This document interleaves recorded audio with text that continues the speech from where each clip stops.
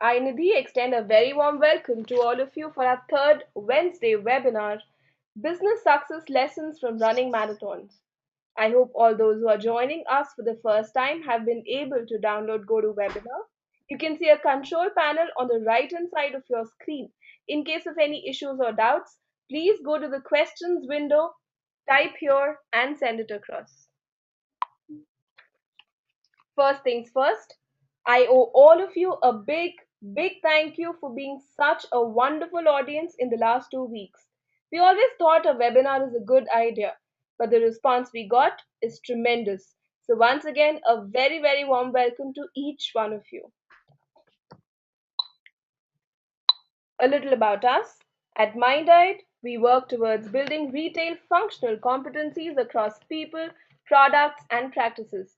We believe that as professionals and individuals seeking to fulfill our highest potential, we need to create a culture of lifelong learning, a culture which takes learning beyond our student years to our workplaces and our lives in general.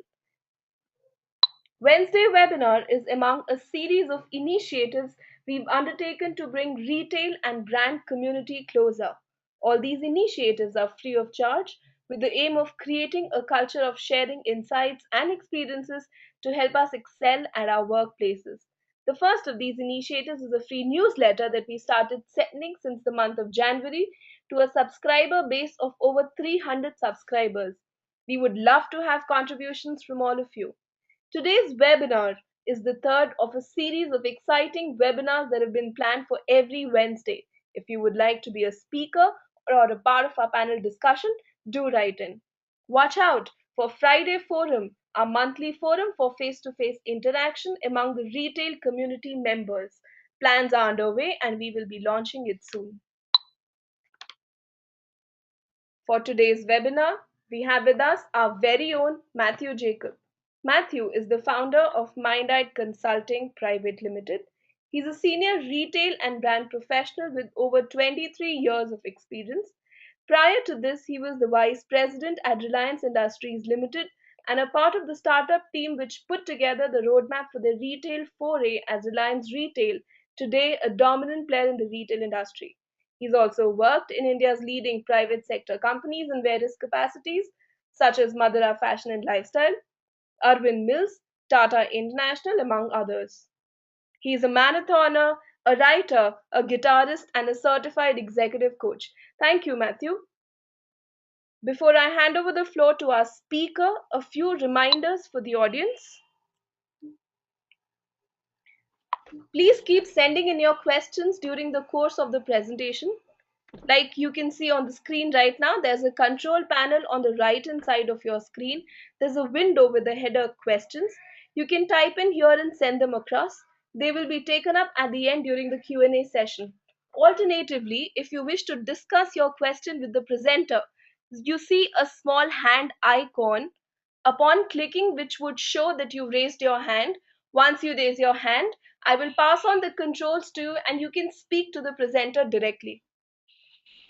Besides that, you will all remain in the mute mode by default.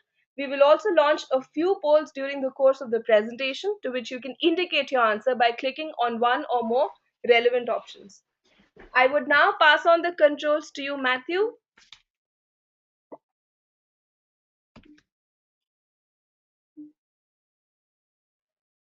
Yeah. Mathew, are you with us?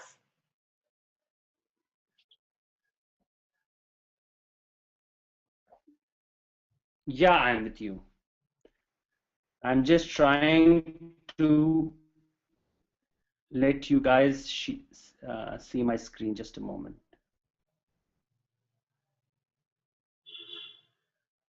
Okay, so Nidhi, can you see my screen? Yes, I can.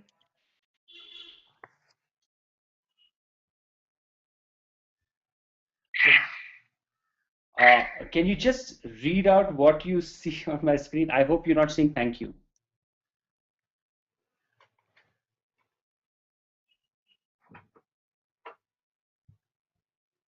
Mathew, I can't see your What do you screen. see on your screen, Nidhi? You would have to do that again. I can't see your screen. I can see the waiting room.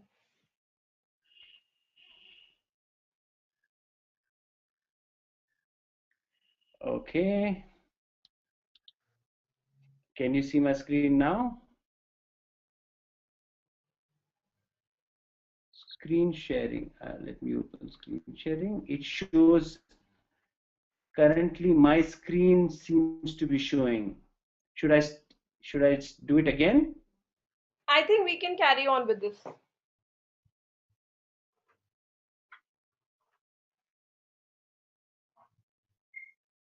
Can you see the screen right now?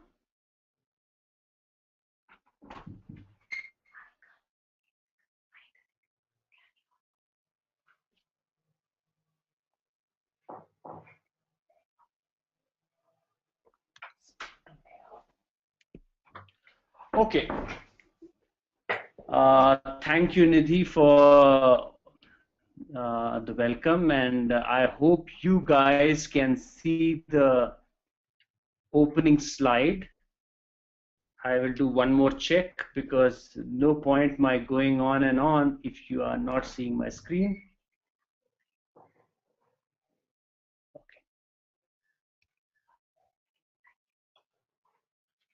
Okay, so I'm on my first slide, which is what makes a business run. Okay, and I want to actually thank Nidhi for giving me this chance to speak to all of you, and a special thanks because I'm allowed for the first time to speak about something other than business, other than retail, other than brands, other than apparel. And it's so much more interesting to speak about something which uh, is interesting and you're passionate about. So I'm going to speak to you about something I am passionate about and something which I picked up rather late in my life. More about that later. But the topic of today is what makes a business run, and are there lessons for us from running marathons? Okay, some quick facts about marathons. Okay, because when I started running, there was this run in Bangalore, which used to be called at that time Sunfeast 10K run. Today it's called TCS 10K run, and many people used to call it the TCS marathon. And I used to hear this often, that such and such person runs a marathon, Anil Ambani runs a marathon, many other luminaries run a marathon. Uh, I got my first reality check. I had run my first Sunfeast 10K about 6 years back, 5 years back.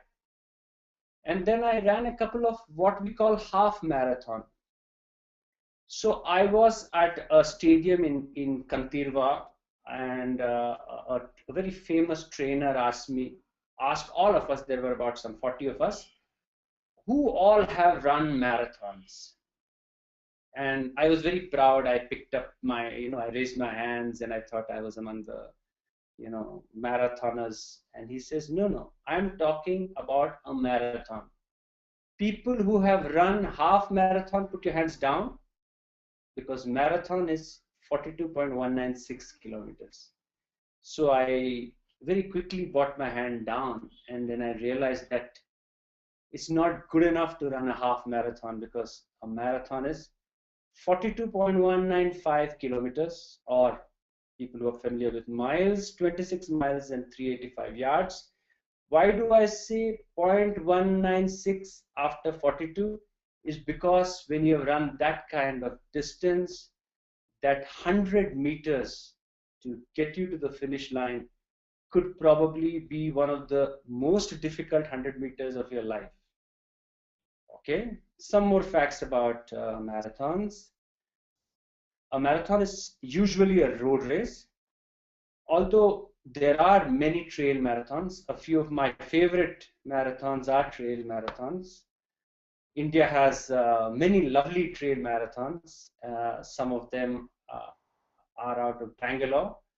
There is a wonderful trail marathon in Auroville in Pondicherry. And there are great road races. The best known road race in India is the Mumbai Standard Chartered Marathon, which happens sometime in January, which I've had the pleasure of running for the last 5 years. This is going to be my 5th year. I've registered for the next one.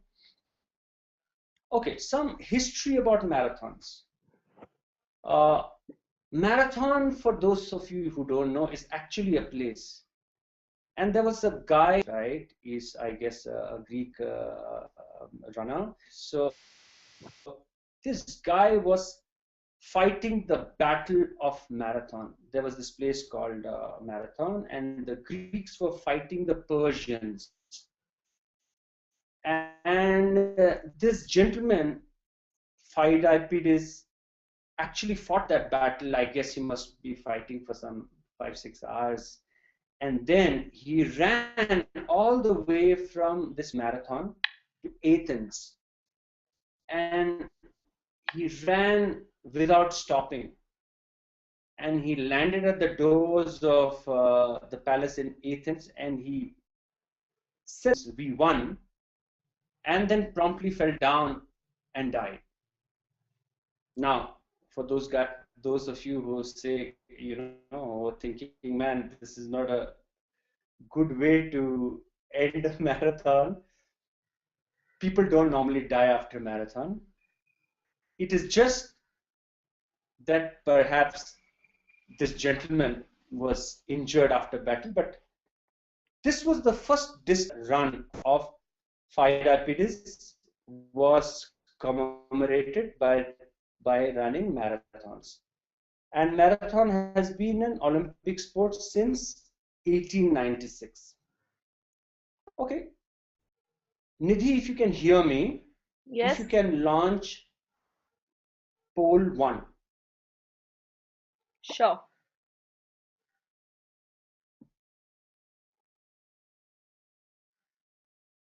Launching poll 1. What is the fastest animal on land? You have to select one of the following options: cheetah, horse, and Usain Bolt. I'm waiting for all of you to poll in.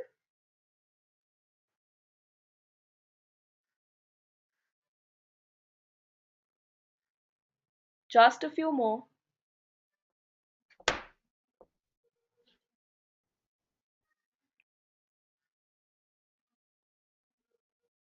Great. I have the answers with me. 80% voted cheetah, 20% voted Usain Bolt, 0% voted horse. Over to you, Matthew.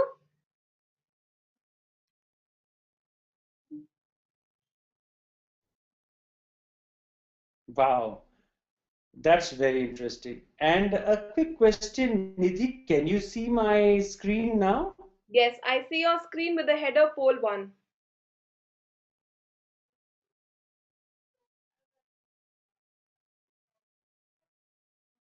Okay, so let me go on. So as I can make out from what, okay, I seem to be having, okay, let me see if I can, I seem to be having a problem with my, okay.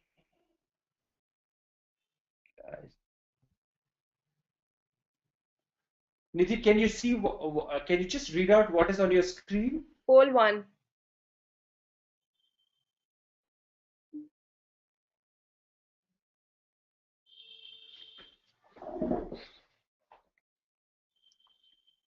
Okay, so the poll 1 was, what is the fastest animal on land? Cheetah, horse, Usain Bolt. And amazingly, most of you have got it right. Cheetah is definitely the fastest animal on land. And 20% of you said Usain Bolt. He is really fast, but no, horse is faster than Usain Bolt. A horse runs at 54 miles per hour, and Usain Bolt runs at 27 miles per hour. That's amazing, right? 27 miles, my God, that's really fast. But yet, cheetah and horse are ahead of Usain Bolt. Okay, if Nidhi, if you can hear me, can you launch poll 2? Yes. Launching poll number 2. Which animal is likely to complete the marathon the fastest? Select one of the following. Again, we have the same options: cheetah, horse, and human. You could start voting in.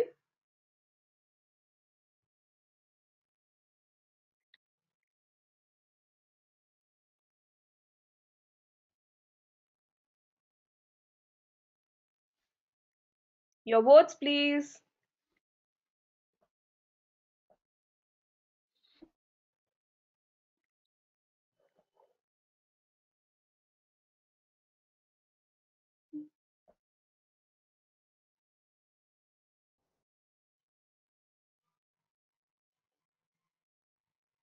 All right, we have the answers with us.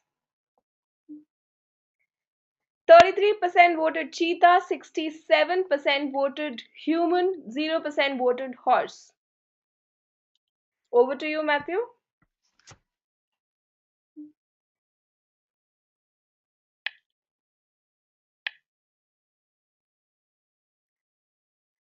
That's interesting. That's interesting. Okay, so the question was, which animal of the same set of animals which you had polled the previous time, which of these animals is likely to complete a marathon the fastest? And we understood that a marathon is a 42-kilometer distance. Those of you who said cheetah, oh no, unfortunately, I think I have a problem with this slide again. Let me just Matthew, I quickly can I sort can of read the poll 2 question, so you could proceed. restart. Nidhi, can you see my screen now? I can see your screen with the poll 2 question and options. You could proceed with the slides.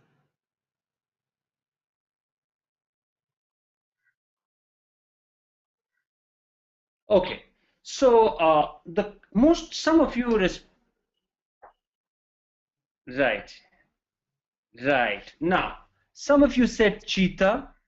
Unfortunately, a cheetah is built for speed, not necessarily for exhaustion, I mean, for endurance. A cheetah is most likely to die if it ran continuously for that kind of distance, and that is true for many animals. Most animals are not built to run that kind of distance. Horse, well, horses have been trained and bred over a period of time to really run long distances. Although there is no recording or estimation of a horse running that distance, but the estimated time is about 2.5 hours. So the guys who voted, the participants who voted human are right. This is the fastest recorded marathon running time by a human, which is 2 hours and 3 minutes. So that's as much as the animals built for running a marathon is concerned. Nidhi, if you can launch poll 3 now. Yes, right away. Launching poll number 3. What makes humans efficient marathon runners? Select one of the following options: better biomechanics, strong legs, good Nidhi, can looks, you hear me? efficient cooling system, and upright posture. You could start voting in.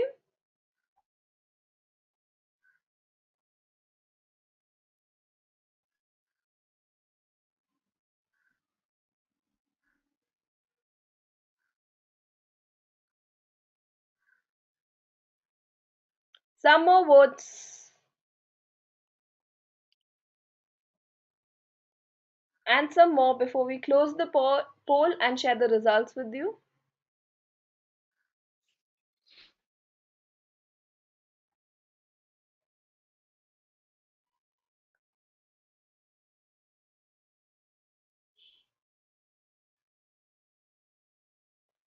All right, Matthew, I have the results with me.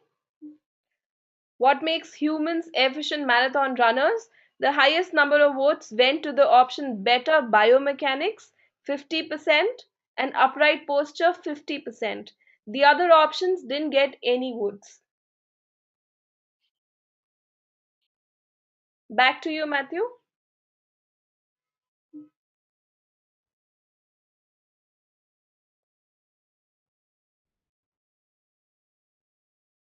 Wow, that's very interesting. So most of you, yeah, yeah.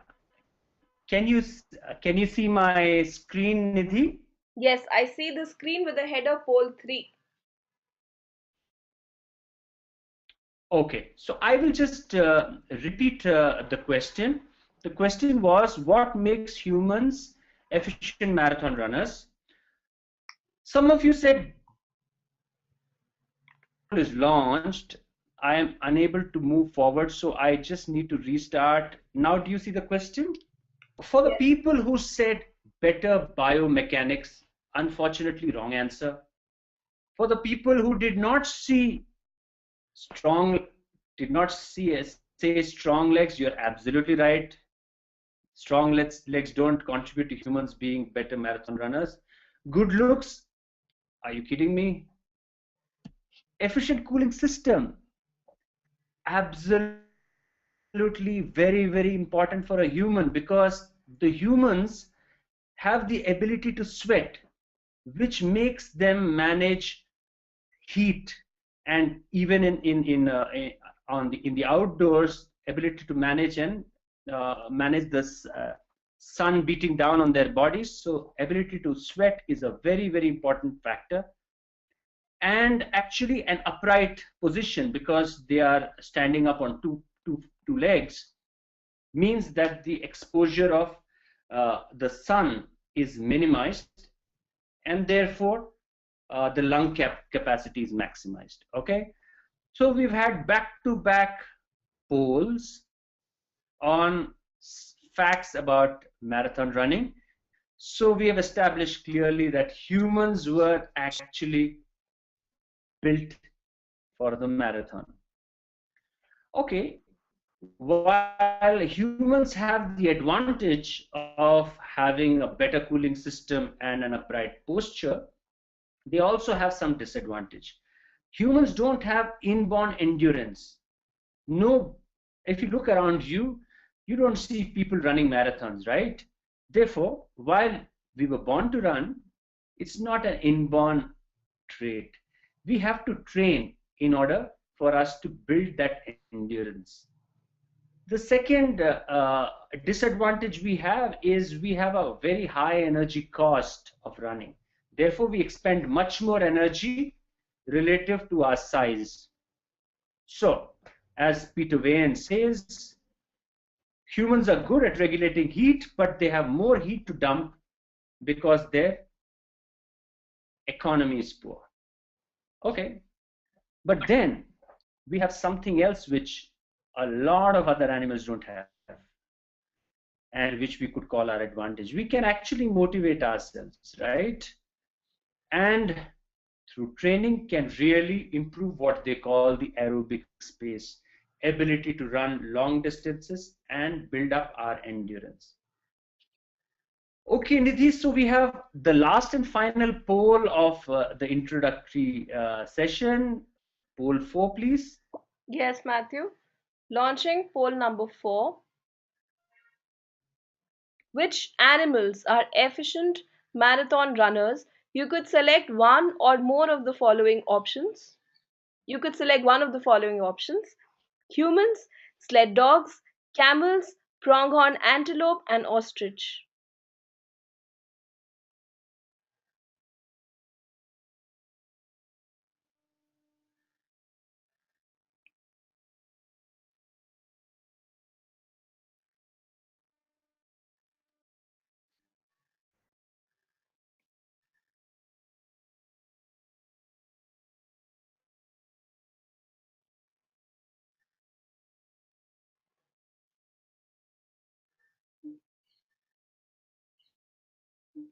Sharing the results: 75% humans, and the second answer, Matthew, is camels with 25%. None of the other options have received any votes.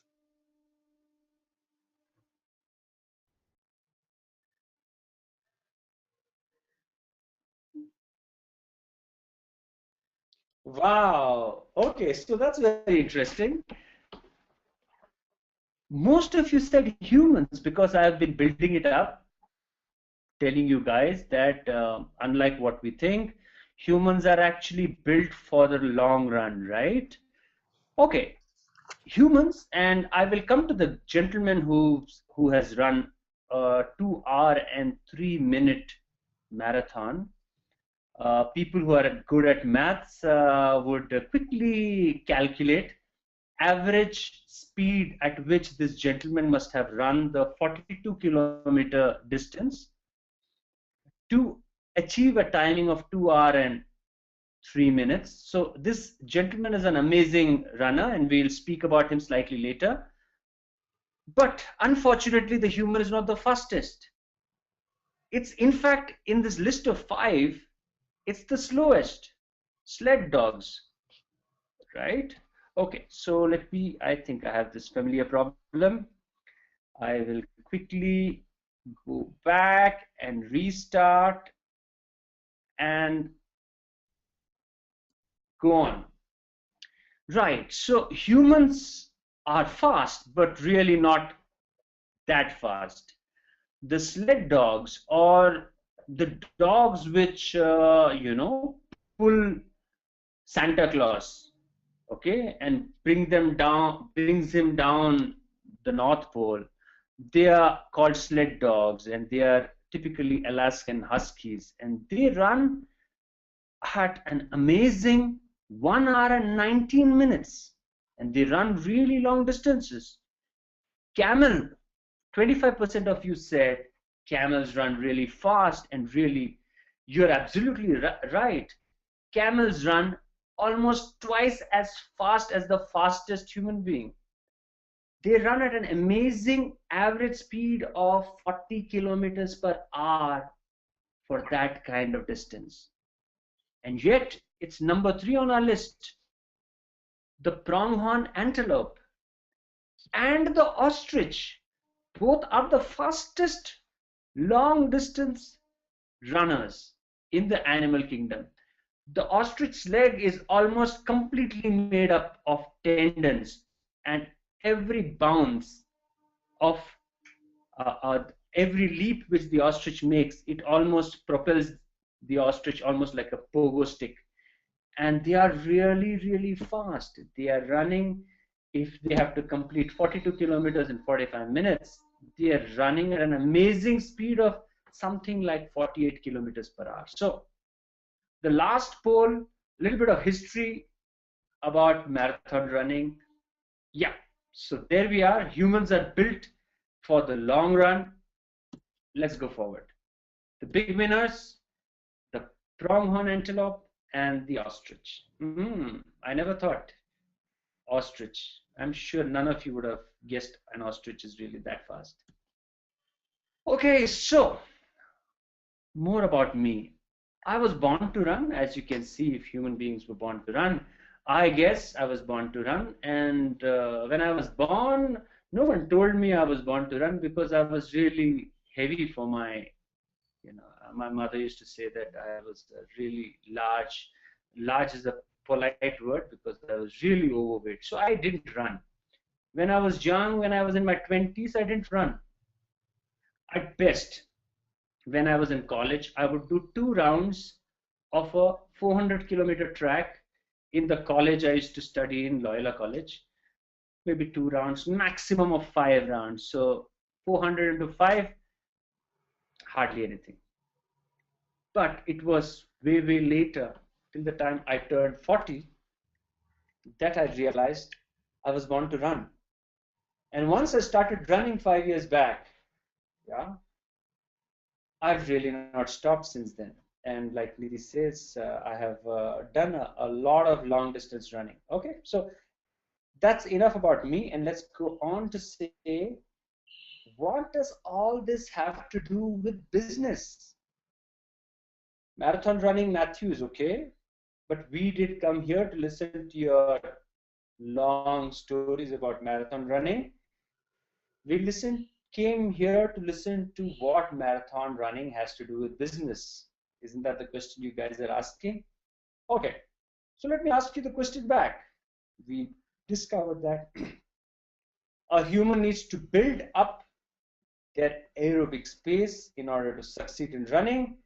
The question back to you is, have you built up your aerobic space scope to be able to succeed in business? Okay, so business or a career in marathon running is not that different. Both last way longer than you first imagined. And one of my favorite questions when I have new management trainees coming in is to ask them how long, what do you want to become? And most of them say, I want to be, a CEO when I'm 30. So I asked them, what do you want to become when you're 35? Well, I want to be on the board of a company by the time I'm 35. So what do you want to be when you're 40? And then they're searching, and then I ask them, what about 45? And what about 50? And what about 55? And then I ask them, how long has your father been working? And amazingly, our fathers have been working for over 30 years. So a career lasts. The second similarity between a marathon running and a career is college, B school or engineering college, thinking that we have all the answers to the problems of the industry, and then suddenly reality hits us and hits us hard. Both have unexpected twists and turns. Let me tell you, marathon running, every marathon I have run, I have been faced with unexpected challenges every time. And in business, it's the same. Every time you are faced with a situation, there are new nuances to that situation. And like marathon running, even a career needs training. You have to be trained to perform well in business. Both need a strong will and determination to complete. Finishing a marathon is not easy. That's why every marathoner, no matter what time he finishes, the minute he crosses the finish line, he gets a medal. So just finishing a marathon and you're a winner. In business, with your career, if you can manage to last out 30 years without burning out, you deserve a medal, right?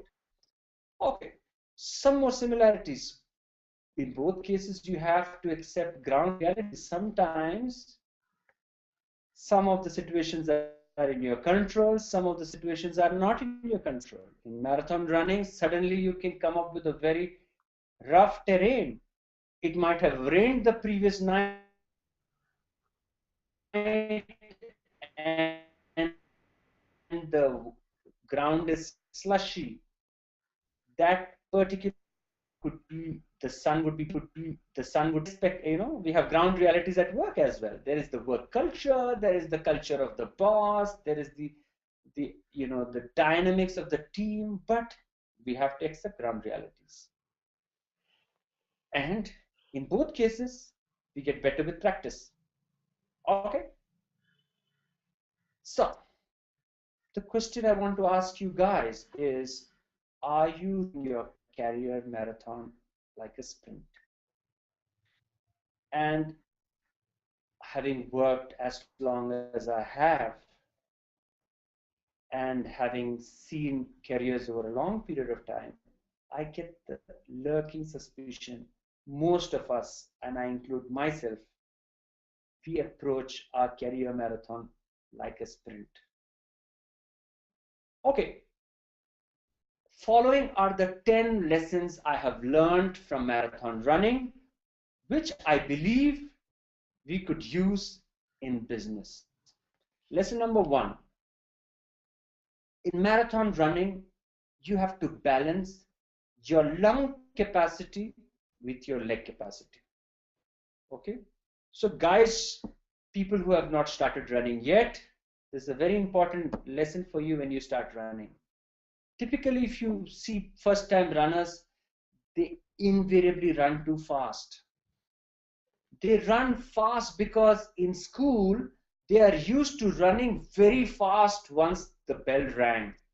The bell rings in school, and just look at those kids running fast. It's as if they have to escape from that school compound, right? So most people who start running run fast. And one round, and they're holding their sides and and breathing hard. So typically your lung gives up. Now you have to ask yourself the question, was your leg hurting? In most cases your leg doesn't hurt. You exert your lungs way more than the legs.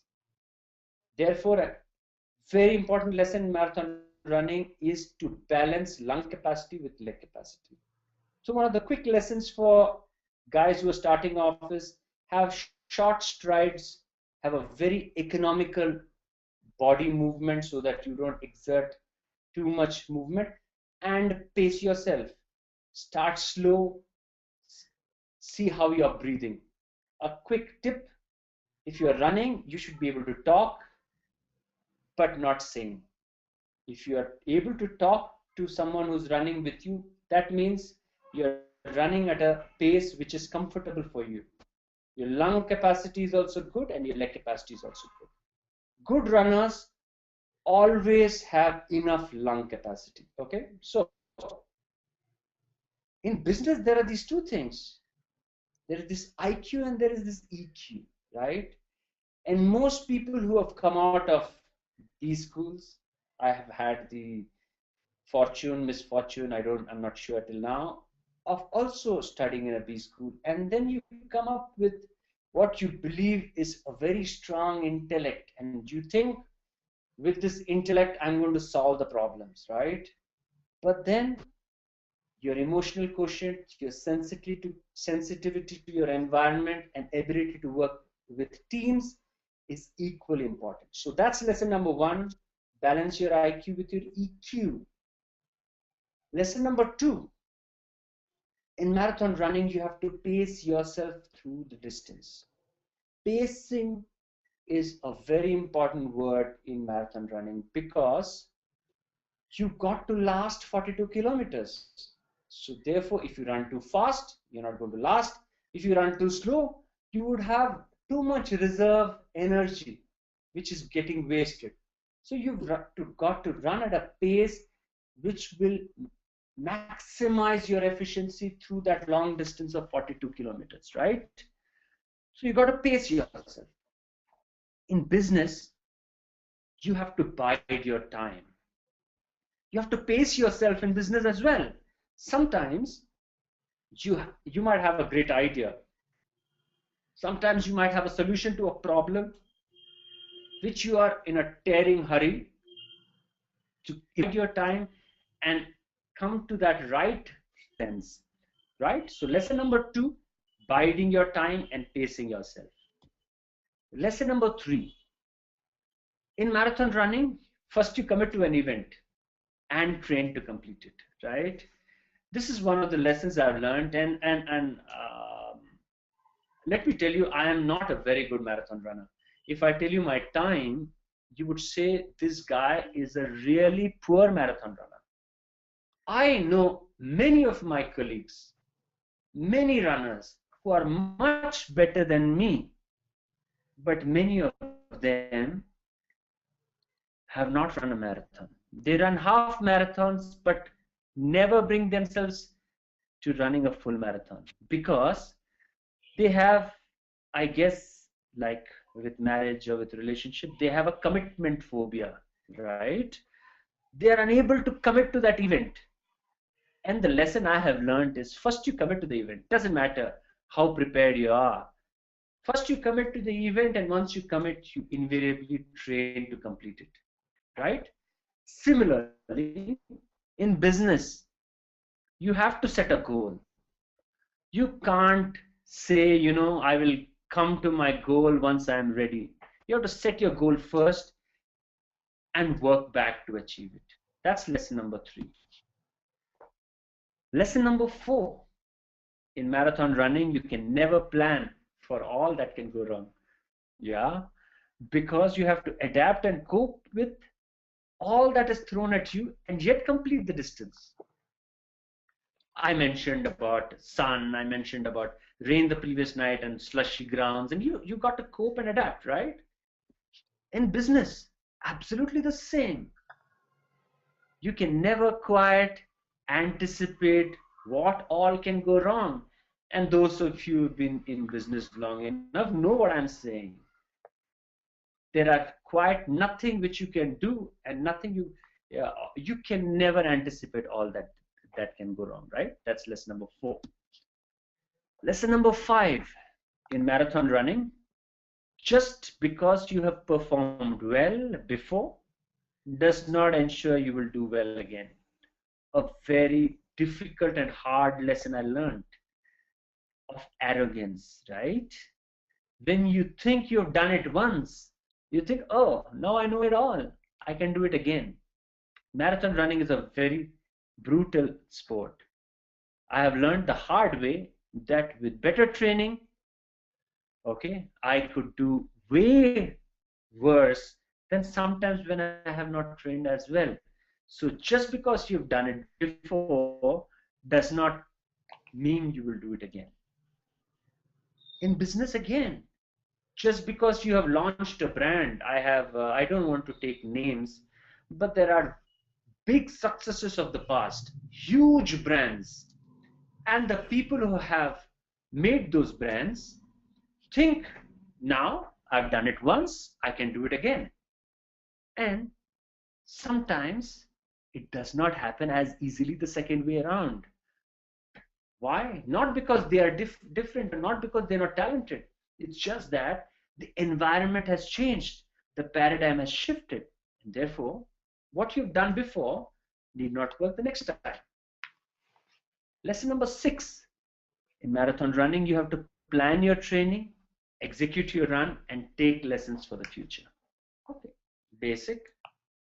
In business, similarly, we need to plan, we need to execute, and we need to review. Most times I realize that all of our work, most of our time, 8-hour working time, it goes into execution. Some crisis there, some goods required to be sent to our customers, some production delay which needs to be pushed, some vendor who's not delivering. We are on execution mode all the time. The lesson I've learned from marathon running is equal amount of time needs to be set aside for planning and review as on execution, because there are lessons to be learned after executions in our review, so that when we plan the next assignment, we do it better. Next lesson, lesson number 7. In marathon running, you are never completely prepared for an event. I have never felt ready. I have run 14 full marathons and close to 20 half marathons and a huge number of other runs. Each event, I always felt I was underprepared. In business, the same. We are never ready. We are never completely ready for the market. And if we wait for that perfect time, for that perfect combination of events, people, processes, it's not going to work, because you will never be completely ready. Something which we follow in our company is jump and assemble the parachute on the way down. So therefore, commit yourself and then figure out how you're going to do it on the way down. Lesson number 8. Once you commit to a run, blank out all thoughts and empty your mind. This is something I have learned to do, because your mind is constantly chattering. Your mind is constantly telling you voices of doubt, cynicism, suspicion, fear. There are these voices coming in all the time. Once you commit to a run, you got to blank out all thoughts and empty your mind. In business, the same. So many times, once a decision is taken, people come back. Let me give you an example. We decided to host this webinar on a Wednesday, and we had decided this way back. And once we launched Wednesday, among the first things which were told to us is, why Wednesday? Why do you do it on a Wednesday? Then they said, why do you do it at 3 o'clock? Because every company has a meeting at 3 o'clock. You can't have it at 3 o'clock. My recommendation in business, once a decision is taken, do not ponder and encourage debate. Do you remember writing exams? when we used to write exams, board exams, while we are, just waiting outside the hall, your friend will say, "Did you study that paper? Did you study that question?" And then, all hell breaks loose, and then you realize you've not studied it, and then all kinds of thoughts come into your mind. So blank it out and empty your mind. Lesson number 9: it ain't over till it's over. Don't relax till the time a task is complete, because focus on outcome, focus on closure, and activity can never replace outcome. Final lesson, my friends, don't forget to celebrate. Let me tell you, a bottle of beer never tastes as sweet as after a marathon. And one of the first things I do is grab a cold bottle of beer right after a marathon. Although people say it dehydrates you, but I don't care. Time to celebrate. Once you've done 42 kilometers, it's a time to celebrate, right? In business, stop. One assignment follows another. No excuse not to acknowledge achievement of your team and celebrate, right? So those were my 10 favorite lessons from marathons, but I am a very amateur and a very average marathoner. I want to introduce you to the greatest marathoner alive, okay? His name is Haile Gebrselassie. Okay, he's an Ethiopian. He's 40 years old. He's the person who ran the fastest recorded marathon. He ran it in 2 hours, 3 minutes and 59 seconds in Berlin. He has multiple medals, Olympic and World Championships. He has broken 27 world records, and I guess most of them were his own records. At 40, he runs 35 kilometers every day.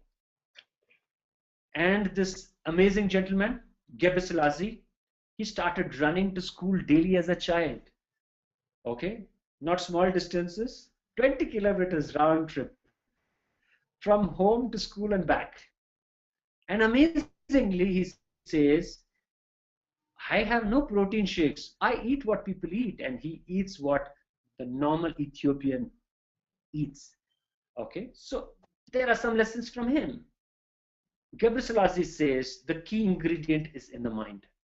You have to have 3 things: discipline, commitment, and hard work. Lesson number 1 from Gebrselassie: discipline, commitment, hard work. Without pain, no gain. Lesson number 2 from Gebrselassie: one of the secrets, thank you for reminding me, is to accept pain. What an amazing quote. Pain is inevitable. As long as you accept pain, everything else falls in place. With time, you get bored and weary. He says, even today, I need to fight physical pain and mental laziness. It happens to all of us. Finally, he says a lofty goal brings out our best. He says in his own words, some of my best training comes ahead of a big event, which simply means that the big occasion brings out the best in us. It's true about Roger Federer, it's true about Sachin Tendulkar. I think what he's trying to tell us is set your vision high, set your goals big, and the best training or the best outcome of your efforts will come once you have lofty goals. Okay, before I close, I would like to make an offering. I would like to give a few gifts to you, right? I would like to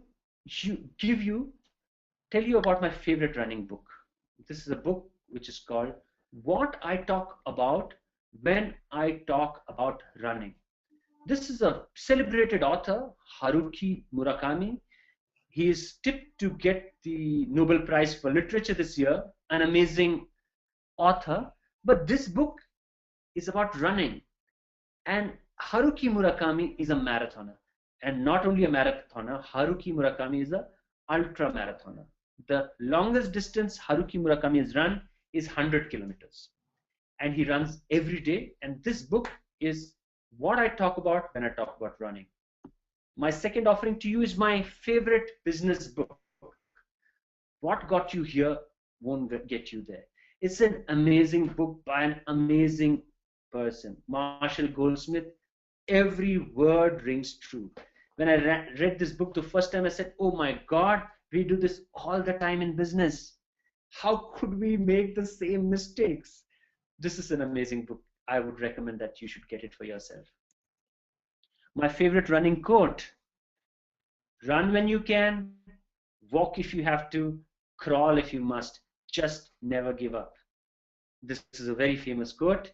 My version of it: run, walk, crawl, finish. My favorite sporting movie, not really a running movie, but a movie called Invictus. Very, it's a book. It's a movie I would recommend all of you watch. Directed by Clint Eastwood, stars Morgan Freeman as Nelson Mandela, and Matt Damon as the captain of a rugby team. And it's an amazing movie. You should watch. If you need to speak to me, you can call me on my mobile phone number 9900204491. Mail me at matthew@mindaide.com. Well, I have been blogging about my runs for the last 4 years.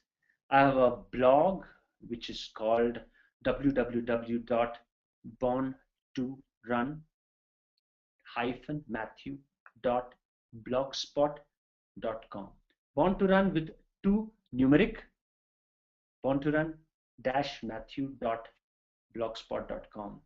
This I have blogged about close to 40 runs. It has random musings about life and other random stuff. So you could, if you are interested, go through this blog.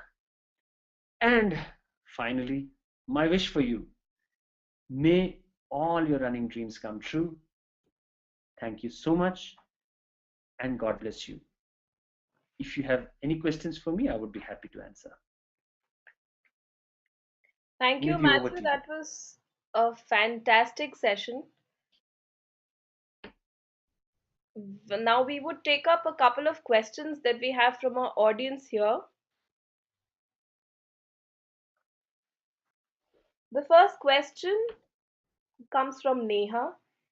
She asks, running is a lone journey, but a good business or a career depends on many factors like your environment, the ecosystem you operate in, your peers, your managers, etc. How do we sail through all of that?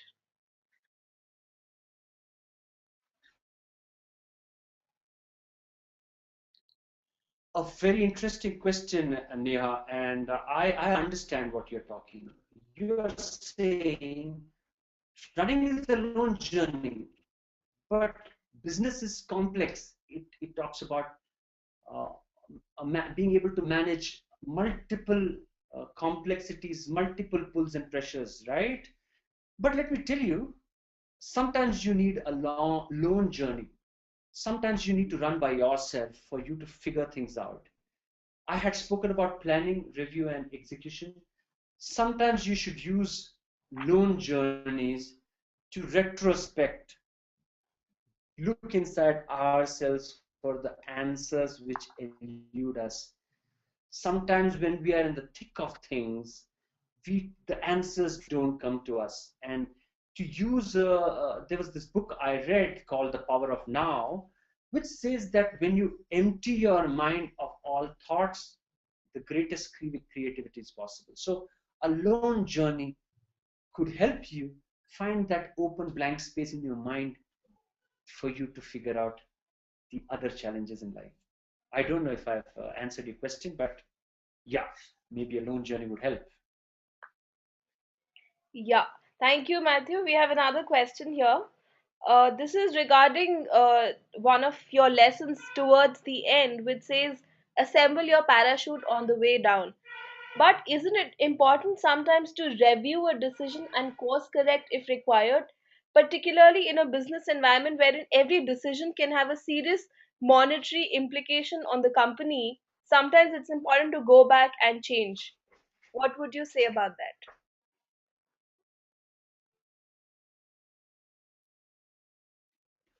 Absolutely, I agree with you completely because the implications of our actions cannot be escaped.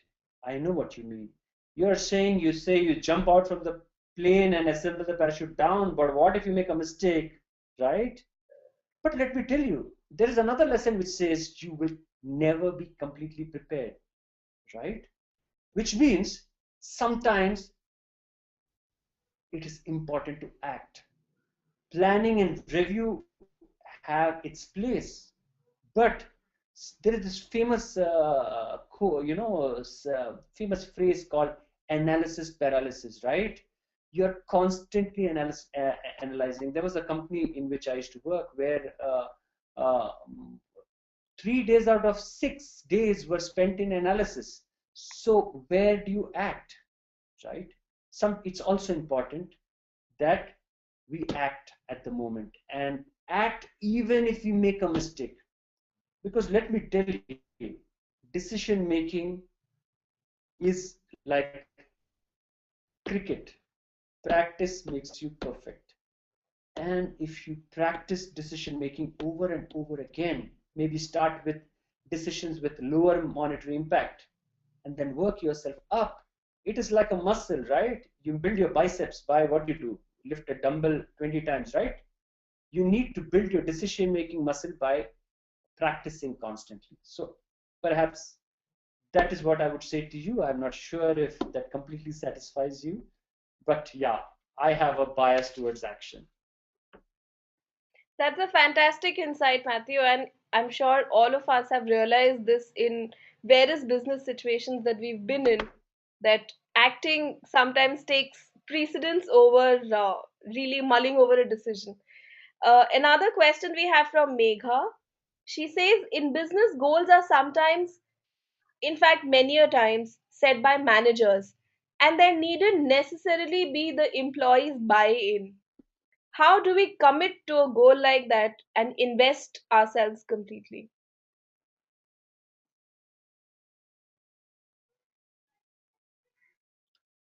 Very interesting, Megha, and it's amazing to see you on this webinar. Thank you so much for listening to me.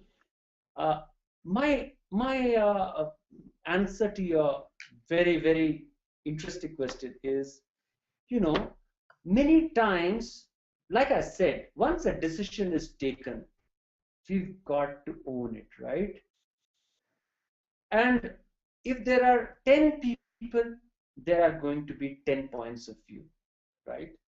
We never quite accepted everything which our parents told us, right? I still don't agree to some things which my father tells me sometimes. But once a decision is taken, it's important to own it, to back up your team, and to actually believe in it. I know it's tough. I know it's sometimes the tendency is for us to rebel. But my recommendation to you, Megha, is right. Bosses, some it seems like they're making foolish decisions most of the time, but sometimes they're right. And once a decision is taken, we got to back them up, or else you can always go back to the boss and say, I want 5 minutes of your time and I would like to convince you why your decision is wrong. Some good bosses will listen to you, and if they are even better bosses, will correct the decision based on your feedback. But even if they don't, you rest assured and you can be comfortable in the fact that you did all that you could, right? And after that, it's for all of us to own that decision and move forward. I hope I answered your question, Megha. Yes, Matthew. Guys, you could keep sending in your questions because we still have about 10 minutes to go while I take up the rest of the questions. You could click on the hand button and show your raised hand. I can pass on the controls to you if you wish to discuss with the presenter. Alternatively, you can type in the question window and I will ask the question on your behalf. Meanwhile, Matthew, we have another question coming in from Vivek. He says, that he particularly liked lesson number 5 of arrogance and not resting on one's laurels. But how does one adapt to changing paradigms, say particularly in apparel business, wherein we typically see that one season does very well, and then just because one season has done well, the next season bombs? How would one navigate through that situation?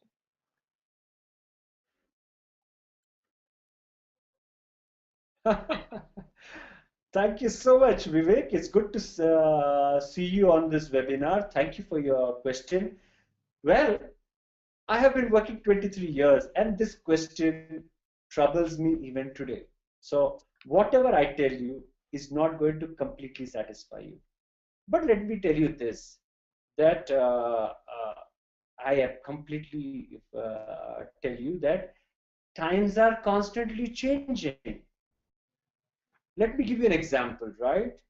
Uh, Today we are talking about performance sportswear. 5 years before that, it never existed. Today we are talking about colored chinos. 2 years before this, never existed. Today we are talking about new product categories. Today we talk about categories like streetwear, which never existed before. I am actually excited by all this because who wants to operate in a situation where everything is predictable? Then there is no room for people like you and me, right, Vivek? If we have to justify our space and position, we have to grapple with those all those complexities and find out a solution which is most appropriate. But let me tell you, you could go wrong. Let me tell you that you will put into your line for next year colored chinos, and everyone would get sick and tired of colored chinos. There is no telling. But all that you can do is anticipate, read your data properly, speak to your customer, and trust your intuition. Beyond that, sometimes some decisions go right, sometimes some decisions go wrong. That is why you have your promo and markdown budget, no, my friend. Use it for those times. Okay? I hope I answered your question. Thank you. Matthew, I have a question. I particularly like the statement of developing aerobic scope for business, but I didn't quite get it. Could you please elaborate on that?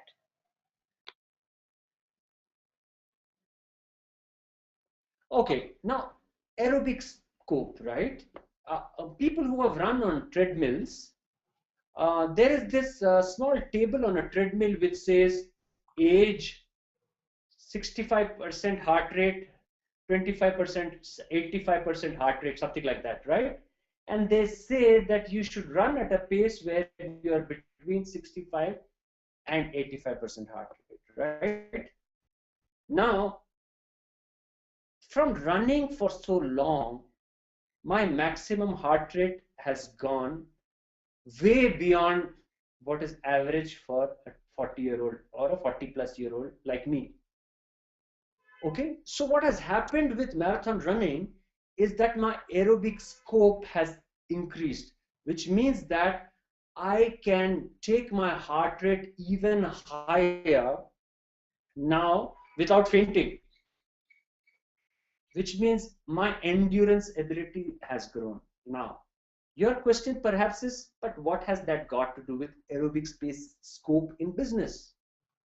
This has something to do with what I was mentioning about exercising your decision making muscle. Once you get better at doing certain things, your aerobic scope at doing that gets better, right?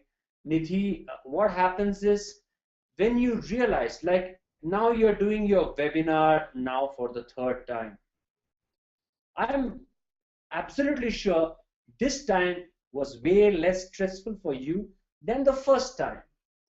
That is because the aerobic scope of managing webinars for you has expanded. This is what I meant by aerobic scope. I hope I've answered your question, Nidhi. Yes. Great, Matthew. Any more questions? You have about 10 seconds to send in your questions. Otherwise, we shall close the session here.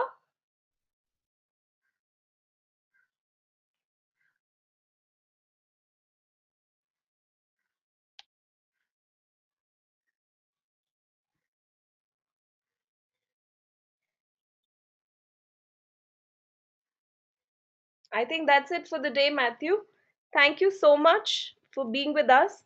This was a very interesting session, and it's amazing Thank you so how there much. are so many insights strewn all around us. It's just a matter of picking them up and applying it in our lives. Thank you all for being a wonderful audience and sending in your questions.